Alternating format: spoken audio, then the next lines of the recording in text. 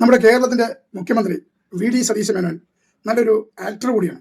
അതായത് മോഹൻലാലിനെ പോലെ അല്ലെങ്കിൽ മമ്മൂട്ടിയെ പോലെ അതുക്കും മുകളിൽ അഭിനയിക്കാൻ കഴിയുന്ന ദ ബെസ്റ്റ് ആക്ടറാണ്. എന്താണെന്നല്ലേ അത് ഈ വീഡിയോയിലൂടെ നിങ്ങൾക്ക് മനസ്സിലാവും. നമ്മൾ എടുത്ത പ്രോഗ്രാമിന് പോയി ഞാൻ ഭക്ഷണം കഴിച്ചു പോയി അന്ന് 3 മണിയായപ്പോൾ.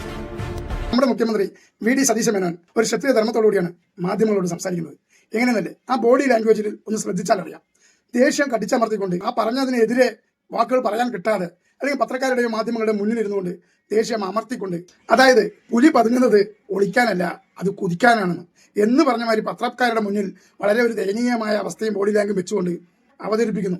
ഞാൻ 3 മണിക്കാണ് ഭക്ഷണം കഴിച്ചത്, ഇങ്ങനെ ഒരു ദുരന്ത സമയത്ത് ഭക്ഷണം കഴിക്കാൻ പാടില്ലായിരുന്നു, അറിയില്ലായിരുന്നു എന്നുള്ള ആ അഭിനയം അത് കാണുമ്പോൾ അറിയാം നല്ലൊരു അഭിനേതാവ് കൂടിയാണ് എന്ന്.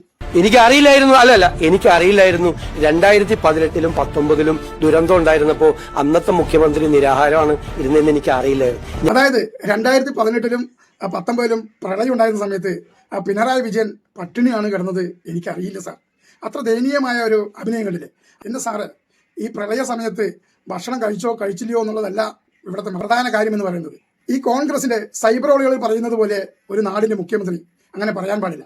പ്രതിപക്ഷത്തിരുന്നപ്പോൾ പറഞ്ഞതുപോലെ ഒരു മുഖ്യമന്ത്രിക്ക് ഇത്തരം കാര്യങ്ങളൊന്നും പറയാൻ പാടില്ല. അതായത് സൽക്കാരവും വിശക്കുമ്പോൾ ഭക്ഷണം കഴിക്കുന്നതും രണ്ടും രണ്ടാണ്.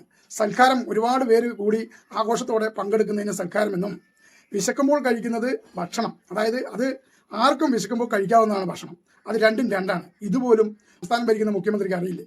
ഞാനൊന്ന് ഭക്ഷണം കഴിച്ചു പോയി. നിങ്ങൾ എത്ര അപവാദ പ്രചരണമാണ് നടക്കുന്നത്. ഇത്രയും വലിയ ദുരന്തം നടന്നു, കുറെ പേര് മരണപ്പെട്ടു, ഒരുപാട് പേർക്ക് പല നാശനഷ്ടങ്ങളും ഉണ്ടായി. ഈ ഒരു സമയത്ത് നാടിന്റെ മുഖ്യമന്ത്രി ഇതിനെക്കുറിച്ച് അപലപിക്കാതെ നാട് മുറിക്കാനും തുലാഭാരം നടത്താനും വിരുന്ന് സൽക്കാരത്തിനൊക്കെ നടക്കുമ്പോൾ ജനങ്ങൾ എന്താ പറയുക? അവരുടെ കാഴ്ചയിൽ കാണുന്ന ഇത്തരം ആഘോഷപരമായിട്ടുള്ള പരിപാടികളാണ്. അതുകൊണ്ട് തന്നെയാണ് ജനം ഇത്തരത്തിൽ വിമർശിക്കുന്നത്. അല്ലാതെ ഭക്ഷണം കഴിക്കുന്നത് കൊണ്ടൊന്നും ഇവിടെ യാതൊരു പ്രശ്നവുമില്ല. അല്ലാതെ മുഖ്യമന്ത്രി പറയേണ്ട വാക്കുകളല്ലാതെ അതൊക്കെ കോൺഗ്രസിന്റെ സൈബറോളുകൾ പറയുന്നത് പോലെ മുഖ്യമന്ത്രിക്ക് പറയാൻ പാടില്ല. മുഖ്യമന്ത്രി ഒരു നാടിന്റെ മുഖ്യമന്ത്രിയാണ്. അപ്പൊ ആളുകളെ സമാധാനപ്പെടുത്തുന്ന രീതിയിലുള്ള ഒരു പ്രവർത്തനം അതാണ് ആവശ്യം.